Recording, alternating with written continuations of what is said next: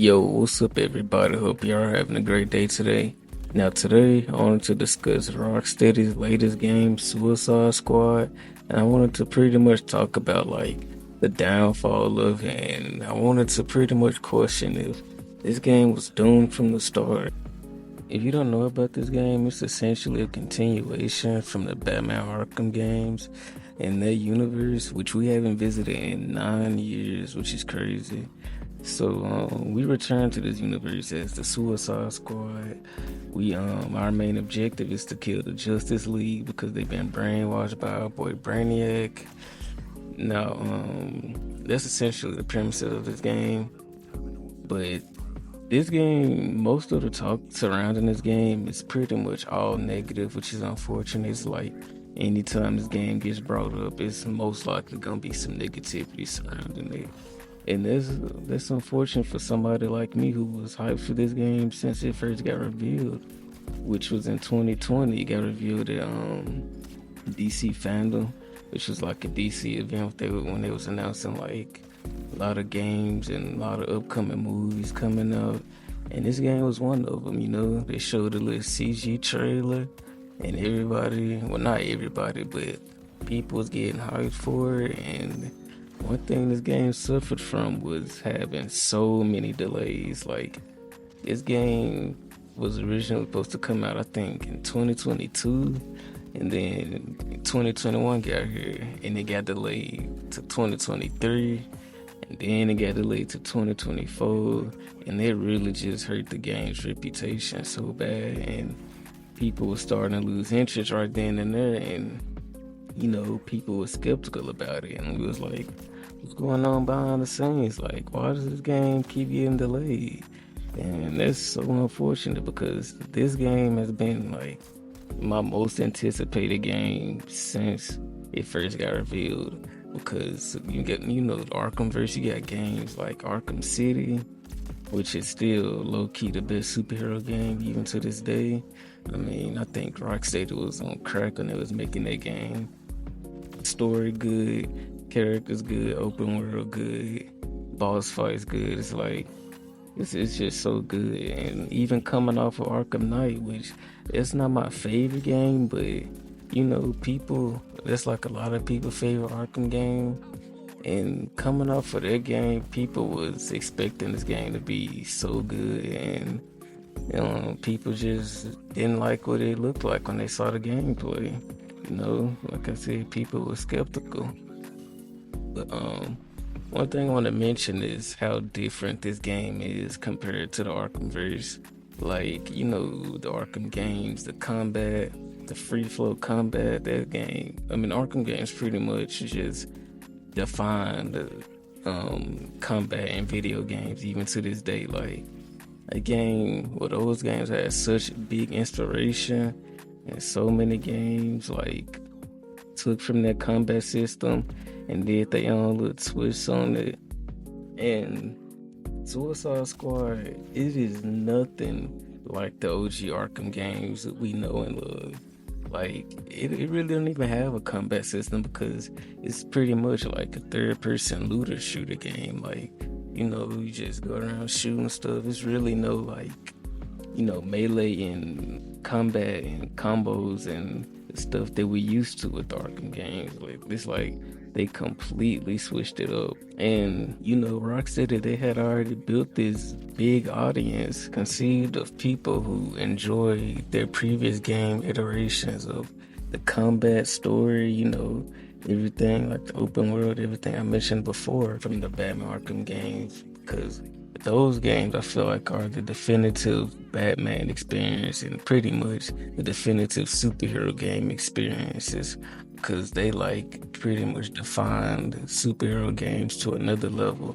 Even games, some of the latest superhero games like Spider-Man 2, like, even I know some people probably would say that that's considered one of the best superhero games, but it's like still Rocksteady, they just had like their own formula with the Arkham games, and to see them just drive away from that completely with Suicide Squad, it immediately turned the whole group of people off from even wanting to touch the game. because you can see from the gameplay on screen presented, it is so much going on the screen with like you got so many effects, so many damage numbers, all these enemies on the map, and everything. And Arkham games didn't get popular because of stuff like this. They were a very linear experience. I feel like one of the selling points of this game is to have it set in the Arkhamverse because they know people really enjoy those Batman Arkham games. So they thought when people would see, oh, look, y'all, it's set in the Arkhamverse, it would immediately get people to buy it. But all people had to do was see the gameplay. Some people just, they'd rather have the typical Arkham, the stuff that they used to. Now, Rocksteady did take a risky step by making this game set in the Arkham universe, but at the same time, it's kind of interesting that they did make it set in the Arkhamverse because we got to see this universe pretty much get expanded. And by that, I mean we got to see members of the Justice League, and we also got to see Metropolis, which is genuinely beautiful in my opinion. This game's version of Metropolis is pretty much exactly how I would expect Metropolis to look in the Arkhamverse. But going back to the Justice League, we got to see our boy Superman, who was voiced by Nolan North, and I absolutely love his design in this game. Got to see the return of our boy Arkham Batman, voiced by Kevin Conroy, the GOAT. Rest in peace to him. Literally the greatest Batman voice. We got our first look at Green Lantern, who in my opinion had the best boss fight out of all of them. I mean, I feel like he had the most creative and unique boss fight, and that's pretty much expected from Green Lantern, Green Lantern, I mean, you're supposed to be able to get creative with him, like his boss fight was definitely the best. I feel like the other boss fights definitely could have had a little bit more, like the Batman boss fight, because most of the time you just shooting him the entire time, like the giant version of him, and I feel like they could have touched more on that. It's kind of the same with Superman, we shooting the gold kryptonite bullets, and it's kind of the same with Flash as well. But Green Lantern boss fight definitely stand out the most. But hearing Nolan North as Superman, he did such a great job. I can't even lie. Even though most of the time I can only hear him as Nathan Drake because I've played Uncharted games so many times to the point where anytime I hear Nolan North in a project, I just instantly think Nathan Drake. But Rocksteady, they did a great job on Superman. Like, he was throwing tanks at you and grabbing helicopters and everything and throwing them at you. And the soundtrack especially was absolutely amazing. The Superman boss theme is so good. And also hearing Kevin Conroy as Batman, it definitely hits home, especially since he passed away in 2022.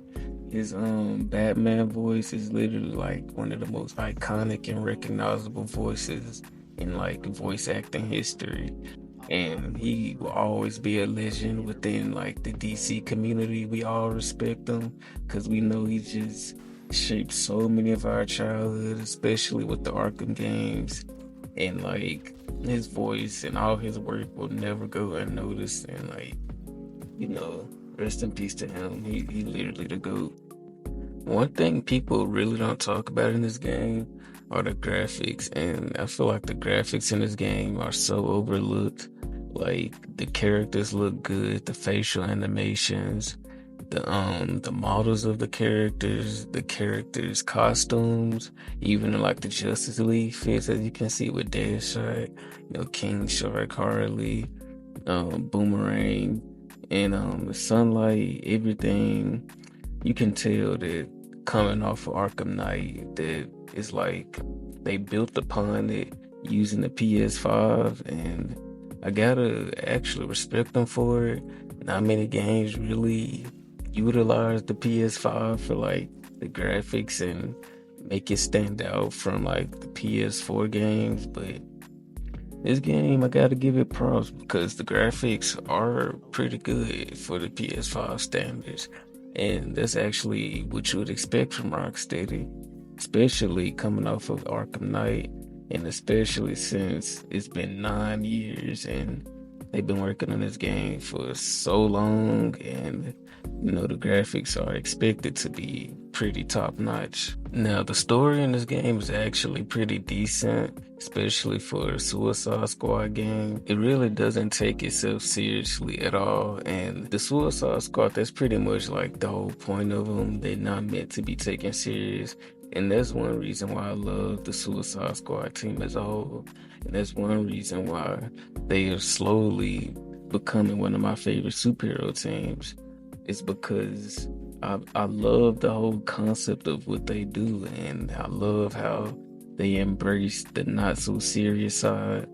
And I also love how it's a bunch of villains teaming up to do a very suicide mission. And from the two Suicide Squad movies we've gotten live action recently, they've all done like a great job at showcasing what the Suicide Squad is and what they do as a team. Especially the 2021 movie. Like, I consider that movie one of, if not my favorite movie, because I just love how unserious it is, and just the whole concept. And this game got the concept of the Suicide Squad team. Like, they really did get it right. And the story, like I said, it really doesn't take itself serious. And they on the suicide mission, and that is literally to kill the Justice League, which you would think is actually impossible. And the mission design in this game is kind of where this game falls apart, especially in the story mode. Pretty much outside of the boss fights and the cutscenes, the missions are all repetitive, and they're pretty much all just introductions to missions you do throughout the end game after you beat the story. And I guess that is kind of lazy, because you pretty much just, after you complete these story missions, you do these same type of missions throughout the rest of the end game and even side missions. And there really is no other incentive to do these missions, because they're all just the same. But the thing that saves it for me is the gameplay. The gameplay loop in this game is honestly pretty fun. Like, you make a lot of different builds using different weapons, different powerful weapons, different tiers of weapons based on different DC villains, which I find to be a very neat concept. And it actually makes the gameplay loop interesting. And I love feeling like a powerhouse, feeling overpowered as hell.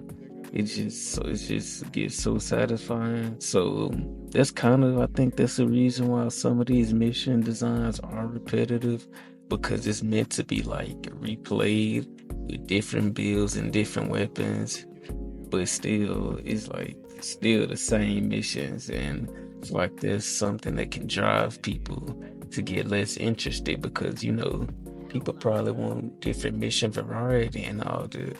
They don't want to just do the same stuff, and they probably think that gets boring over time, and that's completely understandable. Now, getting into the end game content of this game was described from the start as a live service game.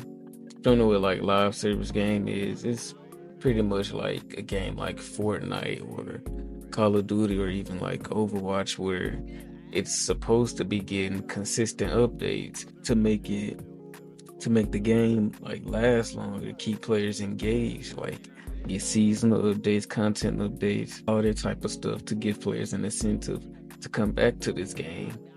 And this is where this game just completely fell apart, because when you a live service game, you gotta keep them consistent updates coming. Because if you don't, your game will suffer and it will eventually die. And that's what this game suffered from.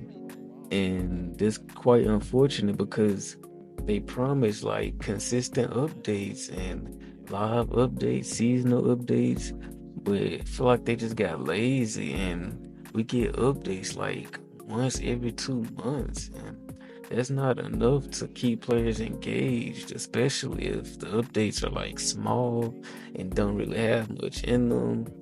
Like, you will come back to the game for like a day or two and never touch it for like another 2 months, even if it's 2 months, or like if it's even ever again. because some people might just lose interest completely, like a lot of people already have. Like, player base for this game is already just completely in the dust, and I don't even know if you can save it. And that's quite unfortunate because, like, as somebody who was so hyped for this game, it's just so disappointing to see Rocksteady just go through the gutter like this, especially after coming from the Arkham series. Like, they used to be top dog game developers. People used to like look at a project from them and just expect it to be good, if not decent enough. And this game was like their first attempt at doing the live service game, and it's not going well. I mean, I don't know if they were forced to do this. I know it's a lot of stuff at Warner Brothers that go on behind the scenes that we don't know. So I don't know if they were like forced to do this or if they just plan on abandoning the game, or I don't know, but I don't even know if there is any save in this game. And that's just so unfortunate for somebody who is so interested in this game. It's not getting enough updates. The last update came out a couple days ago, and that's why I wanted to make this video, because like I wanted to make this video when the game like had a little spark going on, and that's when they released like episode 2 of season 1. And season 1 is when Joker came out, and season 1 came out March 31st or March 20. It was the end of March. I can't remember the date, but they dropped their update, and we didn't get an update until like last week. So we went like 2 months without an update, and the season 1 update wasn't even that good. It brought in a couple more repetitive missions, a rescanned version of what we already seen. It's a location. They brought in Joker, which I still haven't used because I don't have interest. But the weapons, I do love the weapons that they introduce. Like, the weapons in this game all are unique, and they're all this game does have a variety of different weapons to use, and I'll give them that. Like, just last week, this update brought out brand new Two-Face and Black Mana weapons, and new reverse flash gear and firefly grenades. And like I said before, I love how they base like their weapons and items off of different villains. I feel like that's a unique idea, even though we would all much rather have these characters be fully playable. But we gotta take what we can get, and it's whatever, honestly. But the question at the start of this video: was this game doomed from the start to fail, or is there any save in this game?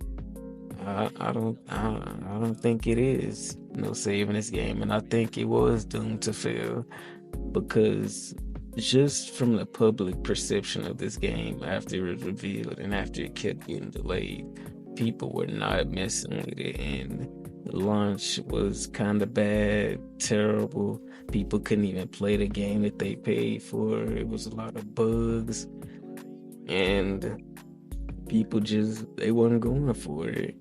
So I think this game was doomed from the start, and it was probably meant to fail, and Warner Bros. Probably knew that.